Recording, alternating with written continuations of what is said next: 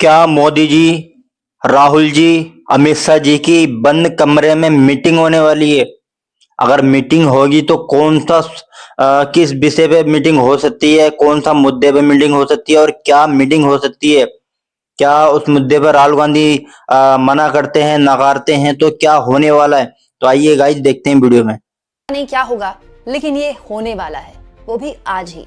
दोस्तों, आज एक बहुत ही हाई लेवल मीटिंग होने वाली है, या फिर ये कह लें कि देश के 3 सबसे अहम संवैधानिक पद पर बैठे लोग आज एक मंत्रणा करने वाले हैं, एक कमरे में बैठकर डिसाइड करने वाले हैं। अब इस डिसीजन में, इस फैसले में किसकी चलेगी, किसकी नहीं चलेगी और किसके नाम पर सहमति बनेगी, ये तो आने वाला वक्त बताएगा। लेकिन ये मीटिंग कौन सी है और इस मीटिंग में राहुल गांधी का होना क्यों जरूरी है, ये मैं आपको तफसील से बताती हूँ। दोस्तों, आज न्यूज 18 के हिसाब से एक बेहद ही इंपॉर्टेंट मीटिंग होने वाली है और इस मीटिंग में स्वयं प्रधानमंत्री होंगे, होम मिनिस्टर अमित शाह होंगे और एलओपी राहुल गांधी होंगे। दरअसल इस मीटिंग में एलओपी का होना जरूरी है, नेसेसरी है, इसीलिए ये मीटिंग बुलाई गई है। दरअसल ये चीफ इंफॉर्मेशन कमिश्नर के अपॉइंटमेंट की मीटिंग है। दोस्तों, चीफ इंफॉर्मेशन कमिश्नर के अपॉइंटमेंट में जो लोकसभा में जो एलओपी होते हैं, विपक्ष के नेता होते हैं, उनकी मौजूदगी बहुत जरूरी होती है। इसीलिए राहुल गांधी की यहाँ पर मौजूदगी जरूरी थी और ये मीटिंग उनमें बुलाई गई है। अब बड़ा सवाल यह है दोस्तों कि इस मीटिंग में क्या बात होगी, किस तरह का टेम्परामेंट होगा, इस बात से क्या निकल कर आएगा, ये मैं आगे आपको बताऊंगी। लेकिन पहले आप ये जानिए, ये जो पद है चीफ इंफॉर्मेशन कमिश्नर का, ये कितना इंपॉर्टेंट पद है और ये पद क्या काम करता है। बेसिकली ये क्यों इतना इंपॉर्टेंट है कि इसमें पीएम का और अमित शाह का, मतलब होम मिनिस्टर का और राहुल गांधी का होना क्यों जरूरी है। दोस्तों, अंतर्गत प्राइम मिनिस्टर जो हैं इस कमेटी के चेयरमैन होते हैं, कोई भी प्राइम मिनिस्टर होंगे, चाहे मोदी या कोई और। इसके अलावा लीडर ऑफ अपोजिशन होते हैं, जो भी उस वक्त लीडर ऑफ अपोजिशन होंगे, और एक यूनियन मिनिस्टर होते हैं। अब वो आज अमित शाह हैं, कल को कोई और भी हो सकते हैं। मतलब अमित शाह का यहाँ पर इसीलिए अमित शाह इसीलिए है क्योंकि मोदी ने उनको अपॉइंट किया है। तो ये जो कमेटी होती है, जो सीआईसी डिसाइड करती है, इस कमेटी में 3 लोगों का होना जरूरी है, पीएम का, एलओपी का और पीएम द्वारा अपॉइंट किए गए यूनियन मिनिस्टर का। और आपको तो पता है, मोदी जी अमित शाह के अलावा किसी और पर भरोसा नहीं करते और तीनों बैठकर डिसाइड करते हैं कि चीफ इंफॉर्मेशन कमिश्नर और इंफॉर्मेशन कमिश्नर्स कौन से हैं। अब दिलचस्प ये है दोस्तों कि इस मीटिंग में राहुल गांधी का क्या से होगा। अगर कुछ नाम सुझाए जाएंगे सरकार द्वारा और इसमें अगर राहुल गांधी कहते हैं कि नहीं, इन नामों से मुझे आपत्ति है, तो क्या वो रिजेक्ट हो जाएंगे? नहीं। क्यों? क्योंकि कोई भी मीटिंग में जो फैसला होता है वो बहुमत के आधार पर होता है। सरकार अगर किसी नाम को तय कर चुकी है तो दोस्तों वो 2:1 से होगा। जैसे अगर सरकार ने कोई नाम तय कर ली तो सरकार पहले से तय करके आई है कि इनके नाम पर मोहर लगानी है, अमित शाह भी वही मोहर लगाएंगे। तो राहुल गांधी अगर इस पर आपत्ति भी दर्ज कराते हैं तो अपना डिसेंट नोट लिख सकते हैं। हालांकि मैं नहीं कह रही हूँ राहुल गांधी आपत्ति दर्ज कराएंगे, अभी तो मीटिंग होगी आज, राइट।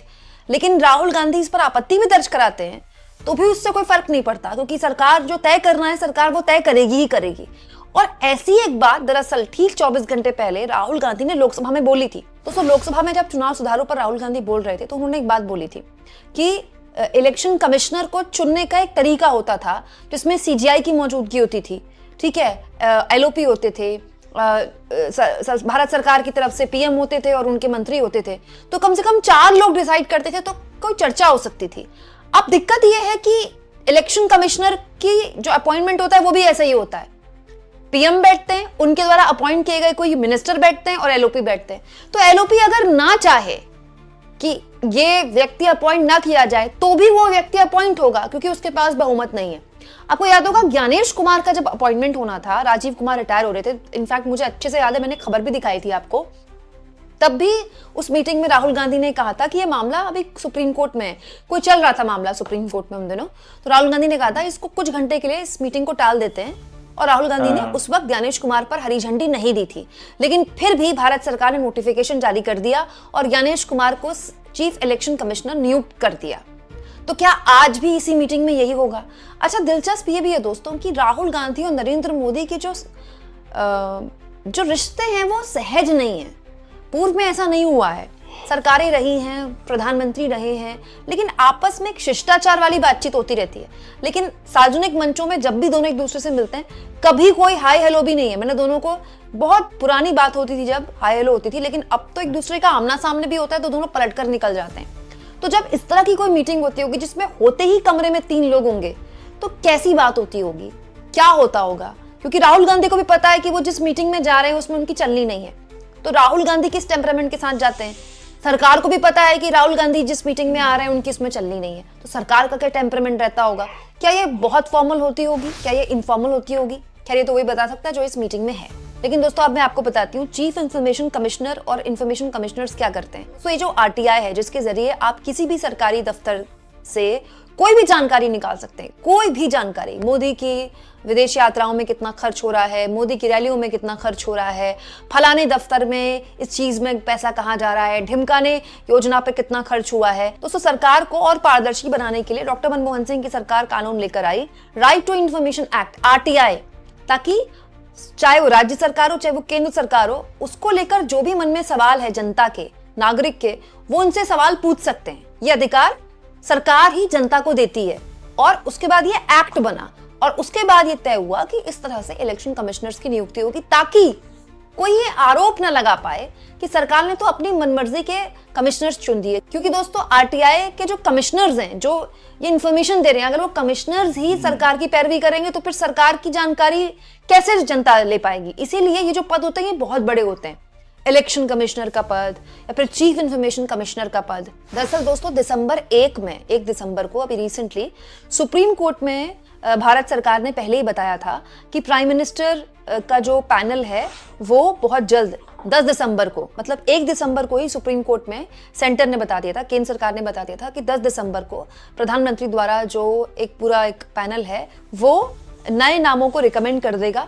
आज जो प्रक्रिया जितनी मुझे पता है, कुछ नामों के बारे में एक लिस्ट बनाई गई होगी, जितना मुझे जानकारी है, मैं गलत भी हो सकती हूँ, कोई एक नाम लेकर नहीं आया जाता है, ऐसे लिस्ट बनाई गई हो सकती है कि जैसे 4 नाम हाइपोथेटिकली बता रही हूँ आपको, या 5 नाम, वो नाम राहुल गांधी के आगे प्रेजेंट किए जाएंगे।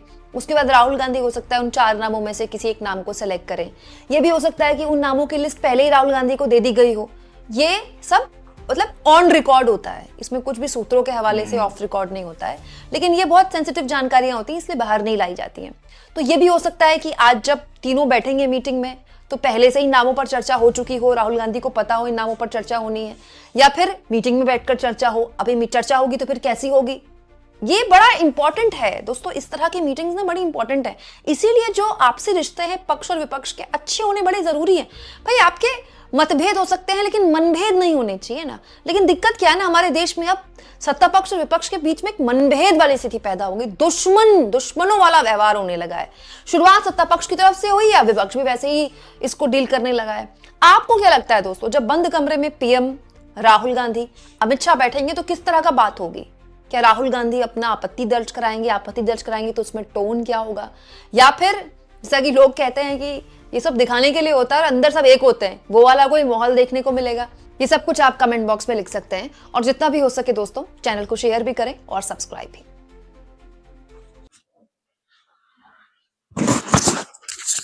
तो गाइस फाइनली वीडियो हो गया है खत्म। अब देखते हैं भाई मीटिंग बंद कमरे में होगी और क्यों होगी, किस बात को लेकर होगी। क्या राहुल गांधी इतने भाई ये लोग एक तरफ से बोलते हैं पप्पू, देखिए मीटिंग के मैं खिलाफ नहीं हूँ, अच्छी बात है अगर मीटिंग हो रही है, अगर कुछ दोनों पार्टी के बैठने तो कुछ होता तो अच्छी बात है, मैं इसके मना नहीं कर रहा हूँ, अच्छी बात है अगर मीटिंग होती है तो। मगर मेरा ये कहना है कि लोगों ने करोड़ों अरबों रुपए राहुल गांधी की इमेज खराब करने में लगाए हैं, तो सब तुम्हारे बर्बाद हो गए। कांग्रेस में और भी तो लीडर है भाई, तुम राहुल गांधी के लिए, तुम राहुल गांधी को लेके आए हो क्या? भाई आओ मीटिंग करनी है तुम्हारे साथ, क्या कांग्रेस में और कोई बड़े नेता नहीं है क्या? इसका मतलब ये है कि हाँ भाई अब लोग राहुल को पसंद कर रहे हैं बड़े लेवल पे, इसका मतलब तो ये है राहुल गांधी की इमेज अच्छी हो चुकी है। है ना? तो गाइस ये मेरा नया चैनल है और जो वीडियो आपने देखी है इसका लिंक मिल जाएगा डिस्क्रिप्शन में, जरूर चैनल को जाकर देखिएगा, ये बहुत अच्छी खबर लाती है, एकदम सच खबर मिलती है आपको। तो ये मेरा नया चैनल है, इसी तरह वीडियो लाता रहता हूँ, मिलते हैं अगली वीडियो में, बाय।